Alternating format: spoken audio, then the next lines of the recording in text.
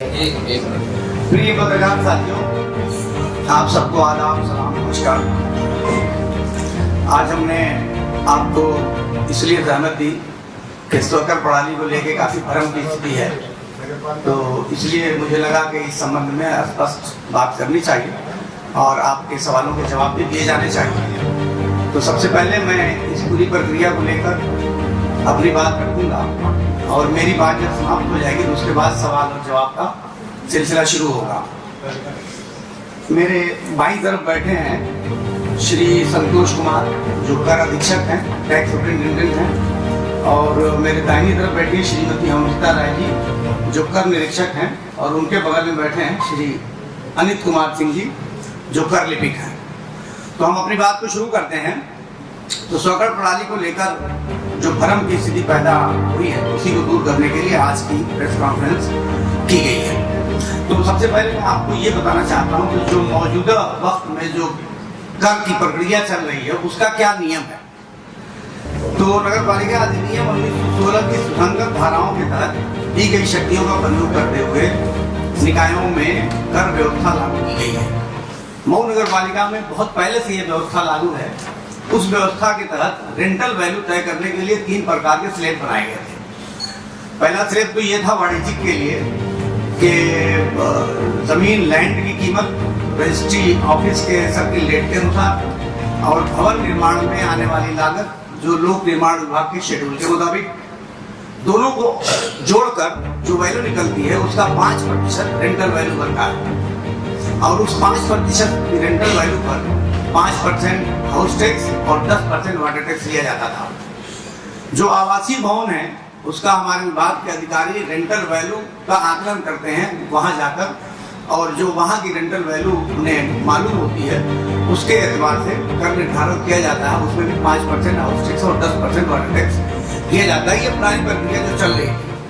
अब मैं आता हूँ नई प्रक्रिया की तरफ। स्वकर प्रणाली के संबंध में ये बताना जरूरी है कि स्वकर प्रणाली नगर पालिका ने नहीं लागू की। ये प्रणाली उत्तर प्रदेश सरकार ने लागू की है। अब ये समझना जरूरी है कि 2010 में सरकार ने इसकी शुरुआत की थी और निकायों को बार बार ये सुझाव भेजा था कि आप स्वकर प्रणाली लागू करिए, इससे एक रूपता आएगी, समानता आएगी और पारदर्शिता आएगी, और इससे नगर निकायों की आय में वृद्धि भी होने की उम्मीद है। तो सरकार के बार बार अनुरोध करने के बाद भी लगभग 726 निकायों में से 30 या 40 निकायों ने इस प्रक्रिया को इस बीच में लागू किया। 2010 से 2019 आ गया, लेकिन ये प्रक्रिया पूरी तरह से प्रदेश में लागू नहीं हो पाई। तो 4 जुलाई को 2024 को नहीं, इसमें मैं पहले बताना चाहता हूं कि स्वकर प्रणाली के संबंध में ये बताना जरूरी है कि स्वकर प्रणाली नगर पालिका परिषद मऊ लागू नहीं कि 4 जुलाई 2024 को निर्देशक स्थानीय निकाय और नगर विकास के अनुभाग 9 को संबोधित करते हुए एक पत्र जारी किया, और 20 दिसंबर 2024 को नगर विकास मंत्रालय के प्रमुख सचिव श्री अमृत अभिजात द्वारा एक आदेश के माध्यम से स्टेप बाय स्टेप समय सीमा तय कर दी गई, जिसके अनुसार अधिशासी अधिकारियों को किसी भी दिशा में स्वकर से संबंधित अंतिम किराया दर का प्रकाशन 17 जनवरी 2025 तक करने का आदेश जारी कर दिया गया। इन दोनों आदेशों में स्थानीय निकाय के निदेशक के साथ मंडलायुक्त और जिलाधिकारी को आवश्यक कार्रवाई के भी निर्देश दिए। शासन का आदेश उस नियमावली को लागू करने के लिए आया जो नगर विकास विभाग द्वारा 18 नवंबर 2019 को जारी की गई थी। सरकार ने एक नियमावली बना दी कि इस प्रकार से स्वकर प्रणाली लागू होगी, मगर और सरकार ने उस पर आपत्तियां और सुझाव भी मांगे। 2024 आ गया और 2024 में सरकार ने आपत्तियों का निस्तारण करके उसको गजट किया गवर्नर की अनुमति से, और ये गजट हुआ है 28 जून 2024 को। इस नियमावली को गजट किया गया है और उसका नाम रखा गया उत्तर प्रदेश नगर पालिका भूमि या भवन या दोनों के वार्षिक मूल्य पर नियमावली 2024। सरकार के उक्त आदेश के क्रम में नगर पालिका परिषद के हमारे मऊ के अधिशासी अधिकारी ने 23 दिसंबर 2024 को सूचना प्रकाशित की और आपत्तियां मांगी। आपत्तियों का निस्तारण करके 21 जनवरी 2024 को आदेश के मुताबिक अंतिम किराया दर प्रकाशित कर दिया गया। यानी तो अब इसमें यह है कि यहाँ तक बात आ गई कि हमारा अंतिम प्रकाशन जारी हो गया। अब मैं उसके आगे की तरफ आपको लेके चलता हूँ कि अब मैं बताता हूँ कि स्वकर प्रणाली क्या है। जैसे बहुत सारे लोग यही नहीं समझ पा रहे हैं स्वकर प्रणाली क्या है। स्वकर प्रणाली ये है कि आपको अपने भवन का कर स्वयं निर्धारित करना है। एक आवेदन मिलेगा नगर पालिका की तरफ से और आप उसमें भरेंगे कि आपके मकान में क्या क्या चीजें निर्मित हैं, कितने क्षेत्रफल में निर्मित हैं, और आप जो आवेदन नगर पालिका को भर के देंगे उसी पे नगर पालिका कर निर्धारित कर देगा। अगर बाद में कोई शिकायत मिलती है कि इन्होंने गलत सूचना दी है तो उसकी जांच होगी और जांच करके उस जो कमी होगी उसको दुरुस्त किया जाएगा। ये स्वकर प्रणाली है और इसीलिए इसका नाम स्वकर प्रणाली रखा गया। इसमें जो नियमावली आई है उसकी कॉपी हम आपको देंगे। तो निर्मित क्षेत्र जो होगा, तो निर्मित क्षेत्र में जीना, टॉयलेट और सभी दीवारों, यानी जो फर्शी माप करनी है, फर्शी माप जब करेंगे तो दीवारें उसमें नहीं आ पाएंगी। तो टॉयलेट, जीना, किचन और दीवारों को छोड़कर माप की जाएगी और जितना जो माप आएगी उसमें अलग अलग रेट निर्धारित किया गया, जिसके एतबार से ये किराया दर निर्धारित की जाएगी। अब मैं आपको बताता हूँ कि स्वकर प्रणाली की जो नियमावली आई है उसमें क्या कमियां हैं और क्या खूबी है, इससे क्या लाभ होगा और क्या नुकसान होगा। मैं इसको पढ़ देता हूँ। इसके लागू होने से क्या नुकसान होगा और क्या फायदा होगा ये भी समझना जरूरी है। इस योजना के लागू होने से कर निर्धारण में एकरूपता, समानता और पारदर्शिता आएगी। जैसे सबको अब क्लियर हो जाएगा कि मेरे घर का कितना टैक्स होना चाहिए, उससे अगर अधिक है तो आप आपत्ति कर सकते हैं। ये बात पहले नहीं थी। एक ही बराबर के मकान में किसी का 300 रुपए किराया था, वार्षिक टैक्स था, तो किसी का 3000 टैक्स था। अब ये सब कुछ बराबर हो जाएगा। जितना निर्माण के एतबार से होगा तो उसमें पारदर्शिता भी आएगी, एकरूपता भी आएगी और समानता भी आएगी। तो ये फायदा हो जाएगा। और जिसका कर अधिक होगा वो कम हो जाएगा और जिसका कम होगा उसका अधिक हो जाएगा।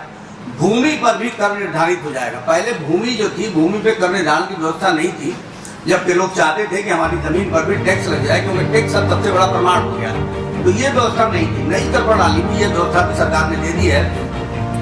जिनका बहुत अधिक समय से इंतजार था, जिनका बहुत अधिक समय पूर्व लगा, जब उनका भवन कम या कच्चा था, किसी का मकान कच्चा था पहले, आज के 20 साल 30 साल पहले, या उसमें एक कमरे या एक झोपड़ी बनी हुई थी तो उसका कर बहुत कम लगा हुआ था, और 20 साल 25 साल बाद उसने अपने भवन को 2 स्टोरी का बना लिया और महंगाई भी बहुत बढ़ गई, मगर कर उसका वही चल रहा है। आप हैरत करेंगे कि आज भी मैं समझ रहा हूँ कि 15 से 20%, 25% ऐसे मकान है जिनका 60 रुपये वार्षिक टैक्स है, 2 स्टोरी की बिल्डिंग है।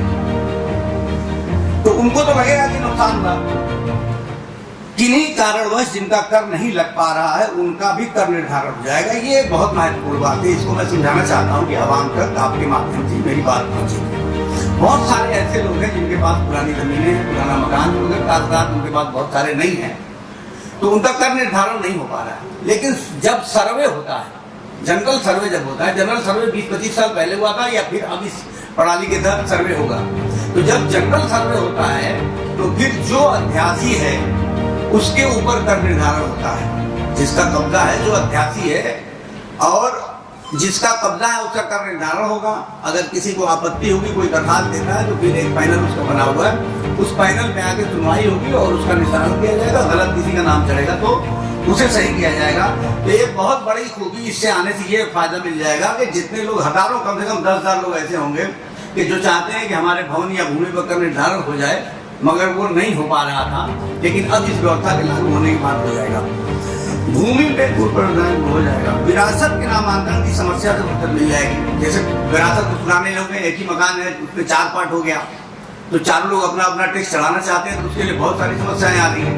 मगर अब तो 4 लोग अलग अलग जो रह रहे हैं मकान में पार्टीशन करके, तो जो लोग अध्यासी हैं सर्वे के दौरान उनका नाम चढ़ा दिया जाएगा।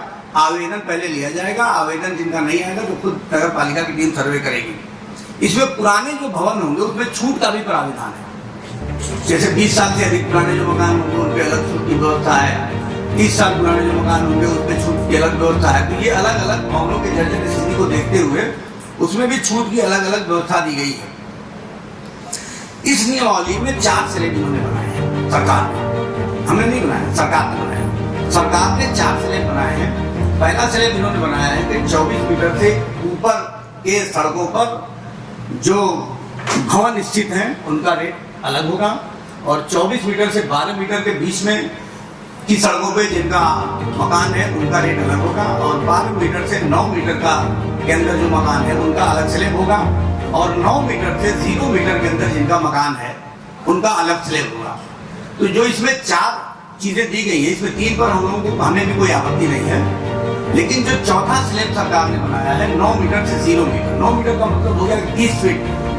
तो 30 फीट के मार्ग पर किसी का घर हो और किसी का घर 3 फीट के मार्ग पर हो और रेट दोनों का समान हो, तो ये बात तर्क संगत नहीं लगती है। तो इस पर मैंने माननीय मंत्री जी को भी पत्र लिख के दिया है, उनसे मिले भी हैं। माननीय मंत्री जब बोर्ड की बैठक में आए थे तो बोर्ड की बैठक में भी माननीय सभासदों ने ये सवाल उठाया था, और माननीय मंत्री जी ने ये कहा था कि ठीक है, इस पर विचार किया जाएगा। तो अगर माननीय मंत्री जी की कृपा होगी तो आने वाले समय में अगर एक स्लैब बढ़ेगा तो उसका रेट 25 से 30% और कम हो जाएगा। हमारा कहना है कि पूरी प्रक्रिया रजिस्ट्री कार्यालय के सर्किल रेट के मुताबिक करनी है। जो नया शासनादेश आया है, जो गजट हुआ है, तो उसमें उन्होंने ये बताया है कि सर्किल रेट जो आप तय करेंगे वो जो रजिस्ट्री ऑफिस का जो सर्किल रेट है उसी के अनुपात में करेंगे। इसीलिए आपने देखा होगा कि लिस्ट जारी हुई है कि उसमें अलग अलग वार्डों का अलग अलग रेट है। 9 मीटर से कम पर कहीं 45 पैसा है, तो कहीं 50 पैसा है, कहीं 60 पैसा है, तो अलग अलग रेट है। मैं 9 मीटर पे ज्यादा फोकस आज की प्रेस कॉन्फ्रेंस इसलिए करूंगा। 9 मीटर से कम, 9 मीटर का मतलब 30 फीट हुआ। तो मऊ में 30 फीट से ज्यादा चौड़े मार्गों पे जो भवन है उनकी संख्या 10% भी नहीं है। 90% हमारे वहाँ भवन मकान ऐसे हैं जिनके घर के रास्ते की चौड़ाई 30 फीट से कम है। तो यानी वो आखिरी स्लैब जो है 9 मीटर से कम वाला, उसी पे ज्यादा हम चर्चा करेंगे। और आगे जब मैं बढ़ूंगा तो मैं मिसालों के जरिए आपको पूरी बात ये समझाऊंगा। कुछ नमूनों के माध्यम से मैं समझाता हूं कि ये प्रणाली लागू होने के बाद स्थिति क्या होगी। जैसे अभी तो ये स्क्वायर फीट और सर्किल रेट और उसका गुणे 12, उसका गुणे 17%, ये सारी चीजें हैं जो जनता को नहीं समझ में आएंगी। तो मैंने बड़ा सीधा सीधा कुछ फार्मूला बना दिया है। एक चीज और बदलाव हुआ है, जैसे 5% हाउस टैक्स था और 10% वाटर टैक्स था, तो सरकार ने उसको बदल के अब 10% हाउस टैक्स कर दिया है और 7.5% वाटर टैक्स कर दिया है। यानी जो 15% का स्लैब था अब वो 17.5% का निर्धारण होगा। अब जैसे 0 मीटर से 9 मीटर को मैंने इसलिए लिया, किसी पे ज्यादा वो बात कह चुका हूँ। मैं इसमें कुछ मिसाल के तौर पर समझाना चाहता हूँ जो आम लोगों को बड़ी आसानी से समझ में आ जाएगा। फिर मैं आऊंगा इसके बाद के जो बहुत सारी दूसरी डिस्ट्रिक्ट हेडक्वार्टर की नगर पालिकाएं हैं उनके वहां क्या रेट है और हमारे वहां क्या रेट है। तो जैसे 10 कड़ी, यहाँ कड़ी को ज्यादा लोग समझते हैं, तो 10 कड़ी का होता है 435 स्क्वायर फीट। 435 स्क्वायर फीट में 20% जो फर्शी जो मानक लिया गया है उसके बाद 20% की उसमें लेस करना है। यानी हम टॉयलेट, किचन, सीढ़ी और दीवारों को लेस करें या मोटा मोटा पूरे जो फर्शी जो माप होगी उस माप में 20% लेस करते हैं। तो 10 कड़ी का 435 स्क्वायर फीट होता है और 20% जब उसमें लेस करते हैं 300 स्क्वायर फीट होता है। अब 45 पैसे और 60 पैसे का 2 स्लैब हमारा 9 मीटर के अंदर है। तो मैं दोनों का आंकड़ा दूंगा कि अगर 45 पैसे पर स्क्वायर फीट का रेट हम लेते हैं तो 156 रुपया 85 पैसे हमारा सर्कुल रेट आता है, और 60 पैसा लेते हैं तो 209 रुपया 14 पैसे हमारा सर्किल रेट आता है।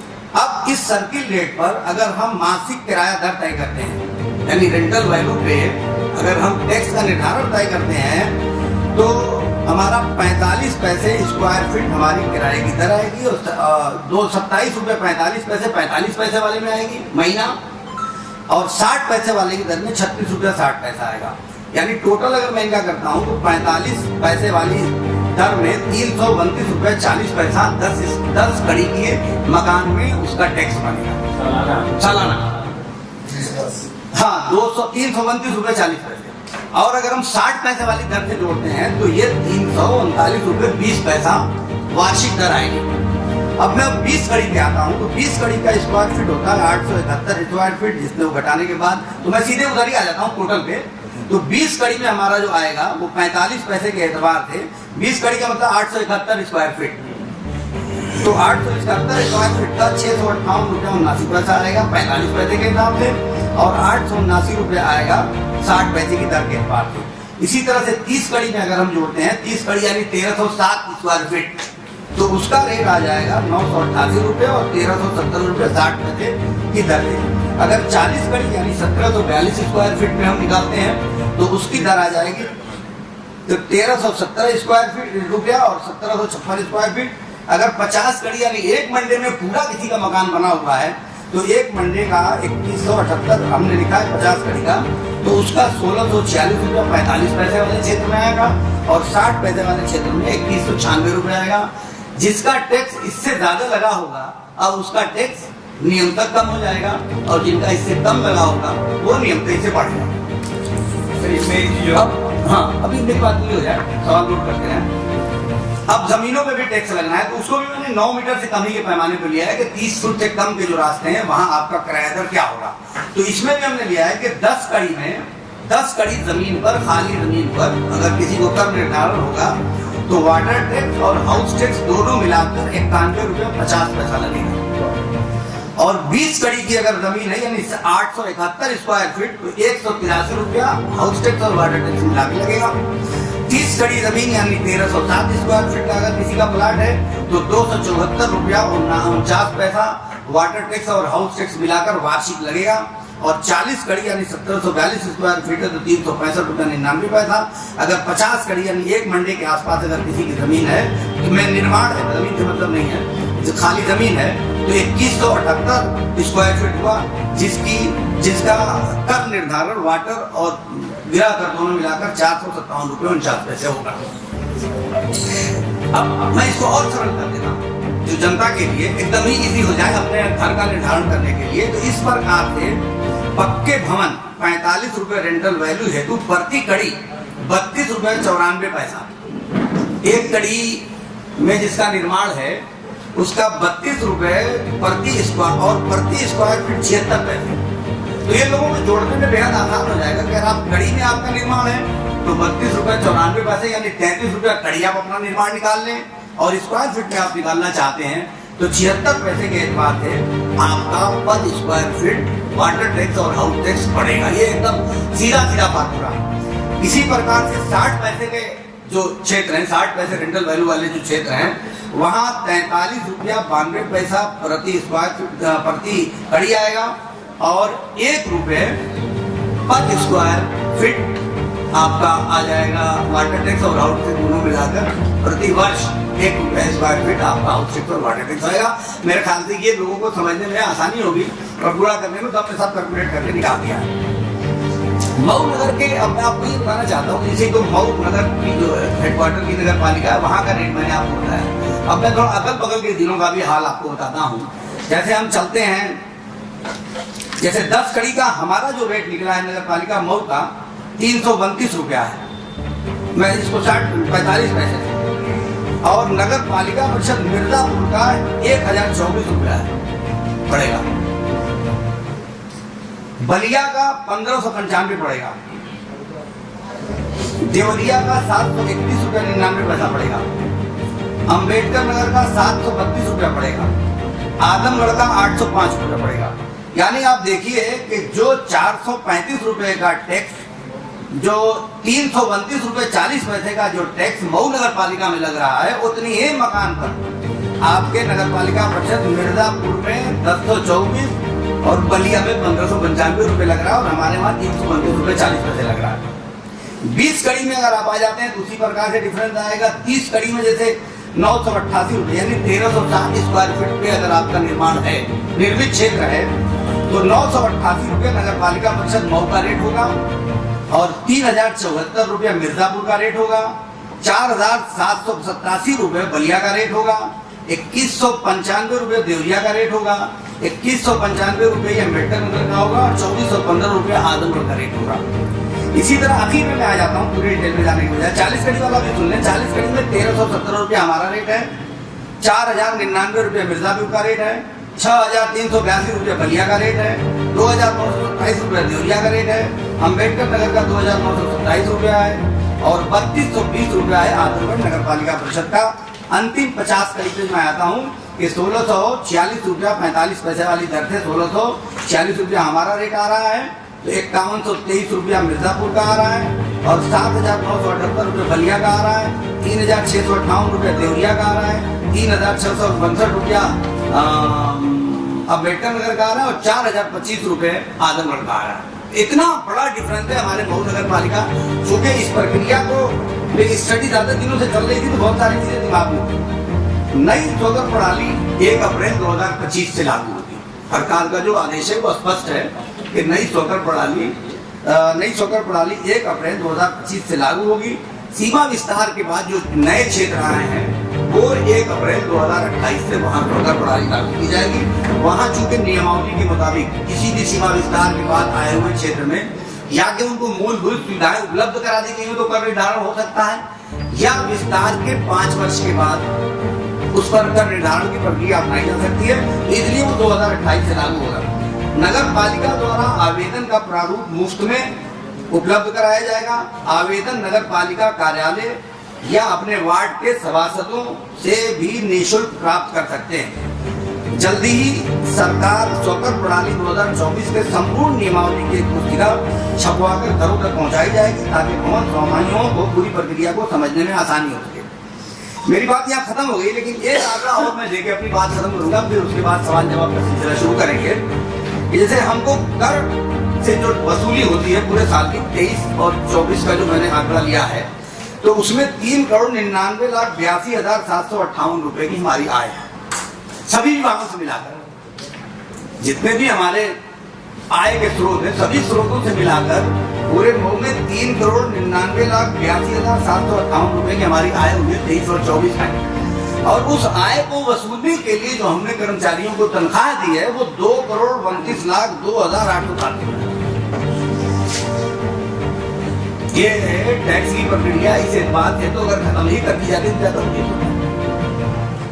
मतलब क्या है, इसमें 120 से 30 आदमी तो सिर्फ टैक्स की वसूली में लगे रहते हैं।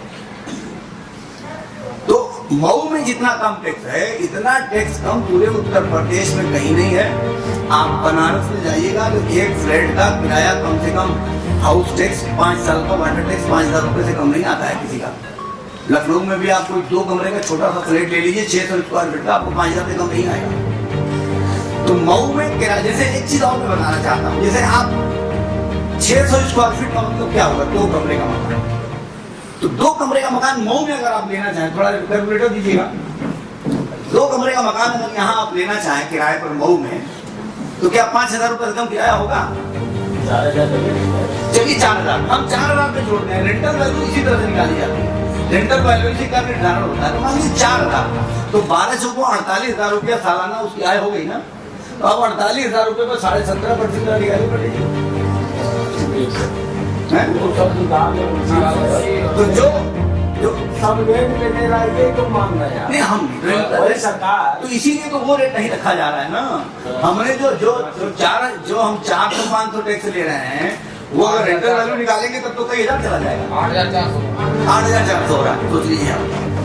तो किसी का भवन हो तो सरकार नगर पालिका में रेंट दे सकती है। नहीं, रेंटल वैल्यू का मतलब ये होता है कि उस क्षेत्र में रेंटल वैल्यू क्या है। जैसे अगर कोई एग्रीमेंट आप हमको देते हैं कि हमने ये मॉल फला व्यक्ति को किराए पे दिया, तो आपकी हम लोग लेते हैं कि आपने एग्रीमेंट क्या किया। तो एग्रीमेंट में जितना किराया पर महीना आपने लिया है उसी को हमारा 15% कर निर्धारित होगा। क्योंकि जो कर निर्धारण की प्रक्रिया है वो भवन स्वामी से 15% लेती है। वो इसलिए लेती है कि भवन स्वामी ने तो मकान बना दिया, मार्केट बना दी, दुकानें बना दिया, मॉल बना दिया, और किराए पे, लेकिन उससे निकलने वाला जो कचरा है उसका निस्तारण नगर पालिका करती है।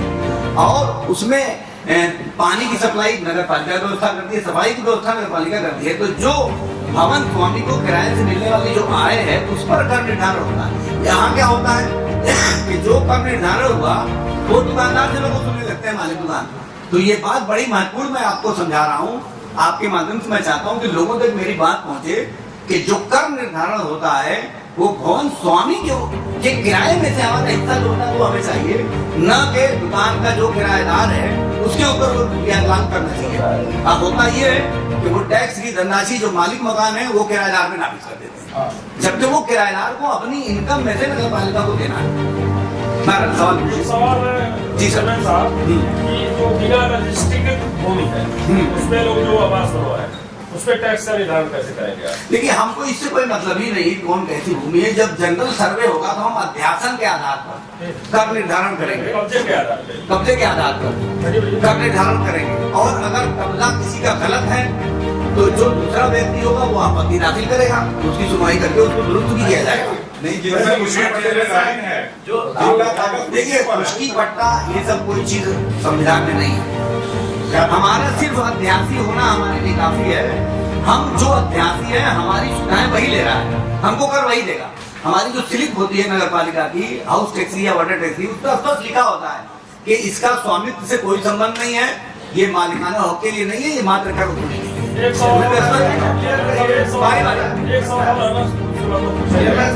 पालकी साहब ने कहा है कि जब मैं चेयरमैन हो गया जो भी होगा तो मैं स्वकर प्रणाली खत्म कर दूं, ये कैसे संभव है? नहीं आपके समझने का फर्क होगा। उन्होंने ये कहा एक मिनट और जब एक सवाल आया तो उसका जवाब नहीं मिलेगा। एक सवाल करिए, जब तक करिएगा सवाल करते रहिए, हम बैठेंगे जितना आप सवाल करेंगे एक एक सवाल का जवाब देंगे।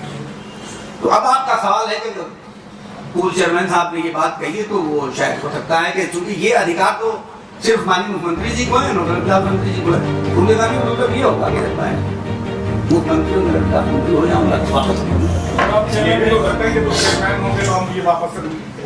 मैं कह रहा हूँ कि ये अधिकार सिर्फ मुख्यमंत्री जी को और नगर विकास मंत्री को है। इसका समर्थन कर रहे हैं आप कह रहे हैं लागू नहीं है, ये सटास लागू है, लेकिन बीजेपी नेता की कहा कि ये सरकार से मतलब नहीं है बल्कि चेयरमैन साहब से मतलब है। आपके सामने ही कहा था। देखिए ऐसा है कि मैं अभी गजट की कॉपी भी आप सबको दे दूंगा, नियमावली की कॉपी भी दे दूंगा, और ये मैं सरकारी कॉन्फ्रेंस कर रहा हूँ, राजनीतिक कॉन्फ्रेंस नहीं कर रहा हूँ। तो इसलिए मुझे राजनीतिक सवाल न पूछें तो ज्यादा कृपा होगी। आज हम सरकारी प्रेस कॉन्फ्रेंस कर रहे हैं, अभी निकलिए बाहर, जितना चाहे राजनीतिक सवाल पूछिए। चेयरमैन साहब आपके बयान हाँ आप बताएं, आपने बोला था 9 इस आंकड़े पे बात करिए, जहाँ देखिए का जो स्लैब है, आपके बयान पे बात कर रहा हूँ। आपने बोला था 9 मीटर का जो स्लैब है उसमें आपको क्या है कि 3 मीटर पे रहने वाले रास्ते जो इंसान है और 30 मीटर के रास्ते में जिसका मकान है उनको सेम टैक्स देना होगा। तो इससे आपको भी आपत्ति, और अगर इसमें बदलाव नहीं किया सरकार ने तो किसी कीमत पर लागू नहीं होगी, आपने कहा। आप ये मैं क्यों कहूँगा भाई, मेरे पास नहीं है आपका बयान है, आपका बयान नहीं आपको। देखिए मैं आंकड़ों पे आज बात कर रहा हूँ, तो क्या बातें हुई, क्या बयान किसने दिया उस पे ना जाइए। आज एथेंटिक आंकड़ों पे बात, आज एथेंटिक आंकड़ों पे बात करिए ना। जो को कितना इससे लाभ होगा, क्या कुछ अभी ये तो अभी कैसे हम बता पाएंगे, जब 1 साल बीतेगा लागू होने के 1 साल बाद इसका जवाब मिल पाएगा। अच्छा इसमें हर 2 साल पर रिव्यू करना है, ये किसका ज्यादा है उसको कम करना है और किसका कम है उसको ज्यादा करना है। रिव्यू होगा हर 2 साल, रिव्यू करेगा बोर्ड। चेयरमैन साहब खाली जमीन पे जलकर जल कर का नियम ये होता है कि जैसे एक चीज होता है जल मूल्य और एक होता है जल कर। जल कर का मतलब ये होता है कि अगर आपके जमीन या मकान के 200 मीटर की दूरी के अंदर हमने पाइपलाइन बिछा दी, पानी की सप्लाई दे दी, तो जल कर लागू होगा। और जल मूल्य जो है, जो आप पानी लेंगे और जितना पानी खर्चा करेंगे नियंत्रण मीटर लगना चाहिए, उतना जल मूल्य लेना चाहिए, लेकिन यहाँ नहीं आता। आपने कहा कि जो लोग टैक्स जिनके ऊपर नहीं लगे हैं इस प्रणाली से वो टैक्स लगा आसानी से हो जाएगा। तो शहर में बेशतर लोग 600 स्क्वायर फीट के मकान में रहते हैं और 4 भाई हैं और एक ही के पास टैक्स लगा हुआ है। अगर वो लोग टैक्स लगवाना चाहें तो उनका कैसे तय होगा? बढ़िया सवाल है। जितने लोग रह रहे हैं, जितनी घर में किचन है, उतने लोगों का टैक्स लग जाएगा। सर उसमें पार्टीशन अलग अलग होना चाहिए, पोजीशन जैसे अलग अलग नहीं वो अलग अलग काम कर रहे हैं, अलग अलग सामान किचन अलग है, ये किचन पूरा मकान है जिसमें 4 भाइयों का है, तो चारों जैसे पीएस साहब का कहना ये है कि अगर 4 भाइयों के अलग अलग निशानदेही है कि ये फलां का हिस्सा, ये फलां का हिस्सा, सबका अलग अलग मिल जाएगा, लेकिन निशानदेही नहीं है तो नहीं करो। पार्टीशन नहीं है तो क्या होगा? पार्टीशन नहीं है जी। 10 कमरे हैं, 2 कमरे कोई लिया, 2 कमरे कोई लिया, किचन को इस तरह से सबके पट्टे हैं, तो पार्टीशन नगर पालिका कराएगी क्या? नहीं तो नगर पालिका मान लीजिए असल में विभाजित कैसे होगा, कितना स्क्वायर फीट किसका हुआ, वो चारों लोग देंगे और निशानदेही कर लें। जैसे कागज पे भी निशानदेही अगर करके देते ये तो गलत है ना कि दीवार उठवाने लगे आप लोग। नहीं दीवार नहीं उठवा रहे, बंटवारा कर रहे हैं आप लोग। नहीं तो एक आदमी के नाम रहने दीजिए, क्या दिक्कत है आपको? हाँ नहीं सुनिए भाइयों, झगड़ा होती है और जिसके पास रसीद होती है उसको जरूरत पड़ती है वो नहीं देता है कि मैं उसको नहीं दूंगा। नहीं, आपका सवाल नहीं है, ये हमारा सवाल सही है। चेयरमैन साहब उसमें देखिए मैं नोट करता हूँ आपके इस पॉइंट को, इस पे विचार किया जाएगा, लेकिन मुझे लगता है कि अगर